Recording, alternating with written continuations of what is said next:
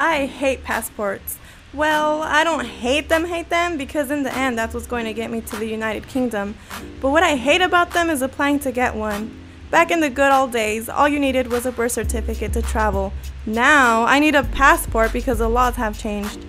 I went to the little passport window at the post office and I had all my papers ready. Then they told me, your birth certificate is not valid. What do you mean it's not valid? Nope, it's an abstract. You need the full page. It was now 2:52 p.m. on a Tuesday, and my dad and I had to go all the way to Martinez to the recorder's office. I needed to have applied for my passport by the next day, otherwise there would be no United Kingdom for me. Now, how the hell would we get to the recorder's office? This is where 411 comes in handy. I got the phone number and the address, then I called them to find out when they closed. They closed at 4 p.m. My dad and I were really on our way to Martinez on a rainy day to get a birth certificate. Except he didn't know where Escobar Street was in Martinez. I called my cousin and asked her to MapQuest Escobar Street, but she put me on the phone with my other cousin whose laptop died. It seemed for a moment that we weren't getting anywhere, but I finally got the directions and we made it to Martinez. It was about 3:30 p.m. and my dad had to go pee.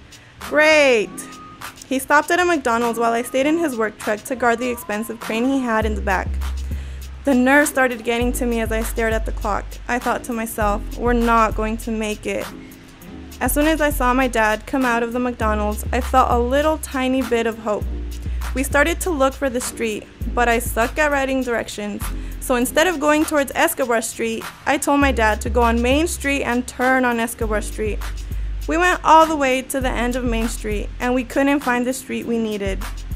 I don't know how, but eventually I saw a blue street sign that read Escobar Street across an intersection. I yelled at my dad to turn and scared him. As soon as we found a parking spot, I looked at the clock. It was 3:45 p.m. Yes, I dashed out the truck and slammed the door. I forcefully shoved the papers into my jacket so they would not get wet. I ran inside and got confused when I saw the multiple windows. I went up to the window with the recorder sign over it, but the lady did not help my crisis. She looked at me funny and with a nasty attitude said, "You see those pink forms over there? You have to fill one out and give it to the man at the front desk." I did what she told me to, and eventually, after waiting 5 long printing minutes, I got my birth certificate. What a day. We had to go back to the post office the next day to apply for my passport. If I learned anything at all, I learned to keep my birth certificate in check and not to apply for a passport last minute.